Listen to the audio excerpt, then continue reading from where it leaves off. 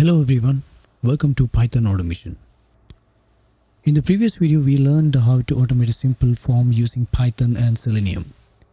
In today's video, we will be automating the same form using a different approach. Instead of using Selenium, we will be using Requests and BeautifulSoup libraries. The difference between these two are when you're using Selenium, it opens a browser and enter the data into the form elements. Using Request and BeautifulSoup, we won't be opening any browser. Instead, we will be passing the HTML page of the server, and we'll be submitting the form directly from our code. So let's start creating a new file. Let me write this using BS4 and requests.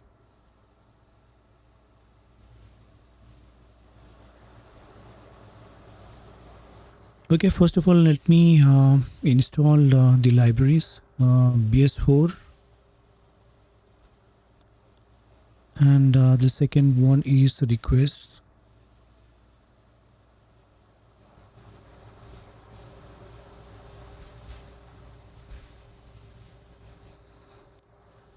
Okay, this is what we need. First, let me import these libraries. So we need request. Second is BS4. Now we need to create the variable for URL. So we need the URL of the application. So URL is, let me copy from here. So this is application.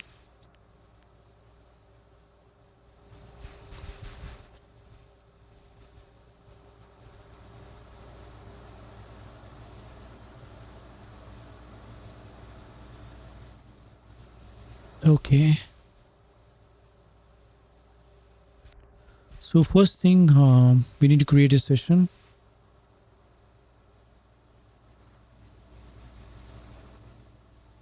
So request dot session.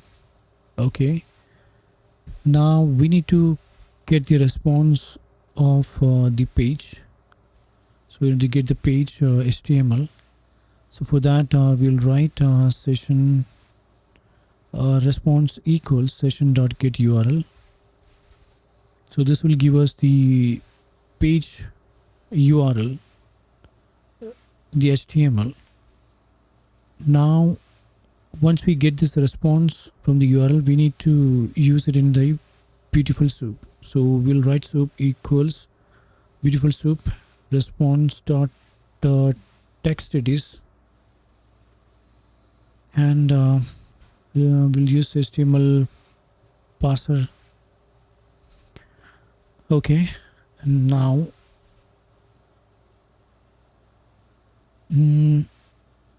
now we need to find the form in this page.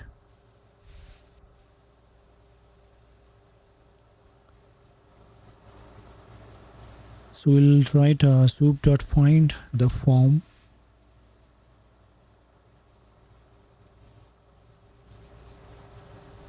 So there are two ways to submit the form. One is through the form action, and second is through the Ajax. So from the form, we need to find the actions first. So let me get the form action.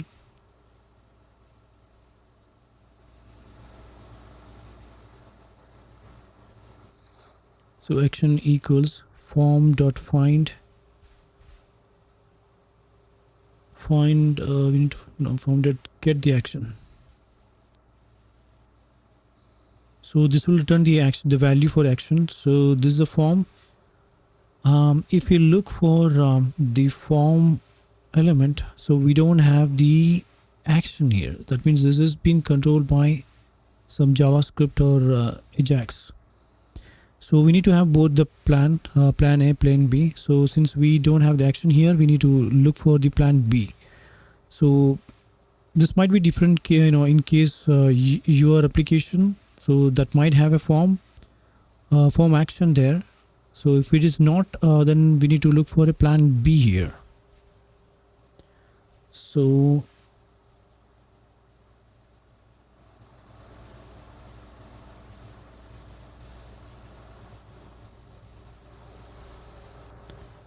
we need to create a header here. If no action is found,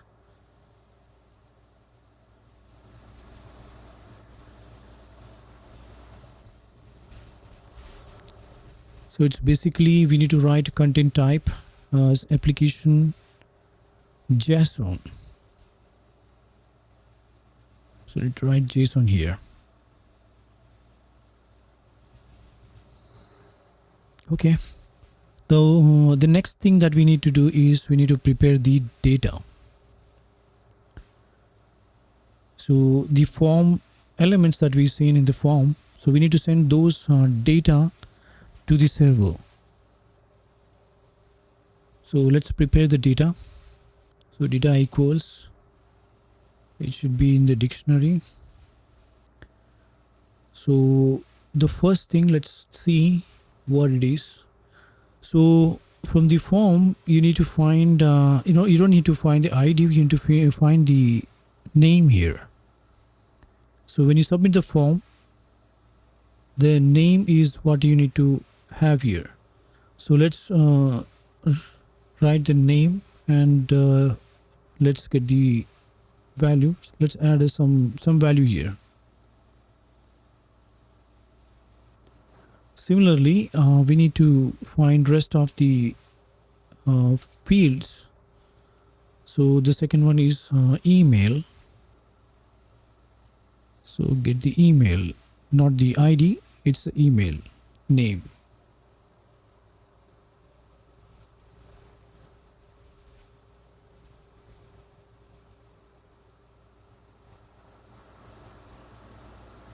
So let's write test@testing.com. Let's give some dummy name here. Then we have a phone number. Again, it is same for ID and name, both are same. So let's get the name here. So please remember, you need to get the name from the form, not the ID. So let's write 1 2 3 4 5 6 7 8 9 0. Some dummy phone number here. The next is service. So again, service name.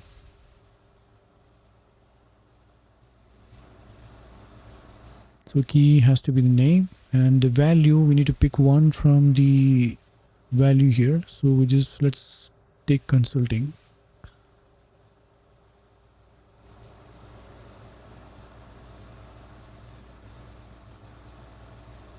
And the last one is details. It's a project details. What it is again? Yes, it's a details. Get the name here. So the key will be details.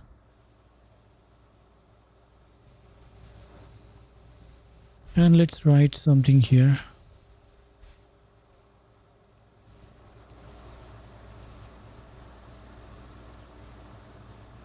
I'd like to get the code for your service. Okay, so we are done with the data part. Now we need to add the condition here. So first, if we couldn't find the action, then we need to use the same URL of the application. So this again you need to find in your application. So most likely it could be the same URL, but not guaranteed, but you need to check that. Second is the headers. So we need to update the headers with the headers which we written previously. So this we will be sending as a application JSON. Next is the data. So JSON data, we'll say data dot copy. So this is a JSON data. This data will be copied to this JSON, the JSON data here. And last thing that we'll say that form data as none. So since we are not using the form submission here, since we are using it as a JSON application JSON, we'll just mark the form data as none. Now the else condition in case if you find the action there. So now the URL might be different here. So you need to first check the action, what path it has been given in that. So we'll write in case if it is having HTTP, or there could be two possibilities. One is HTTP might be there, maybe full path might have been given, full URL, or there could be a possibility that a slash or something might be given in that. So you need to find whether we have the entire URL. So what we need to do in case if we don't find any HTTP there, there's no full path here, full URL, then you need to use URL plus action here. So let me correct this. Starts with HTTP.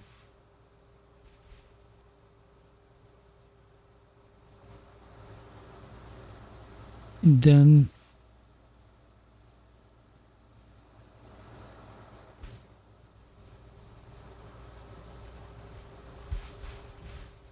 so action has to the URL will be taken if in case if we found HTTP, or else we will be using URL plus the action.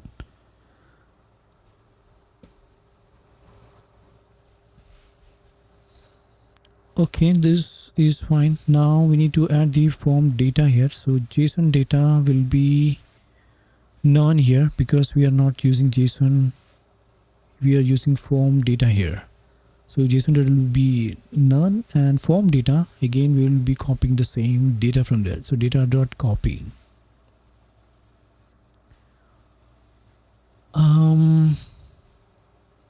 That's it.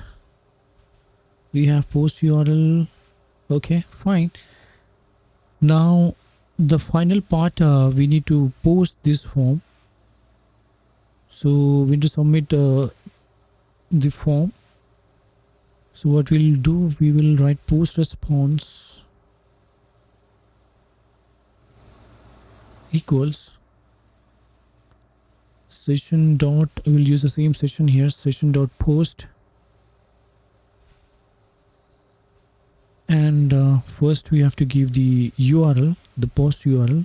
So we, since already written the condition, we'll get the right post URL here.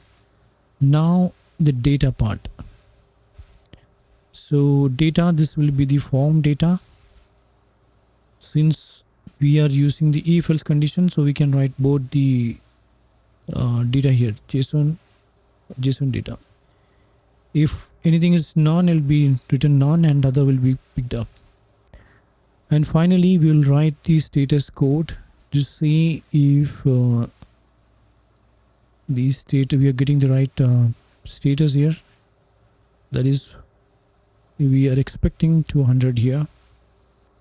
And finally the response, whatever we are getting from the server.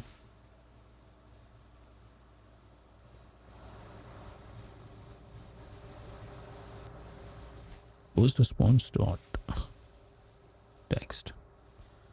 That's fine. This looks good. Let's run this code and see if we get the right response.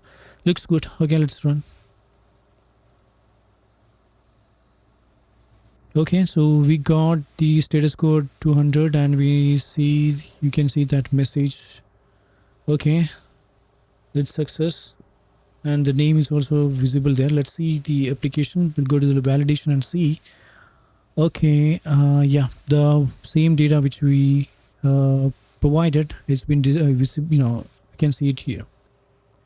Okay, this is working fine. So that's it in this video. In the next video, we will be changing this data, and we will be what we did here is we hard coded this data. In the next video, we will use some external sources, like we will use the Excel to load the data, as well as we'll try using some external API to get the data from an API, and we will try to feed it here. So let's see in the other video.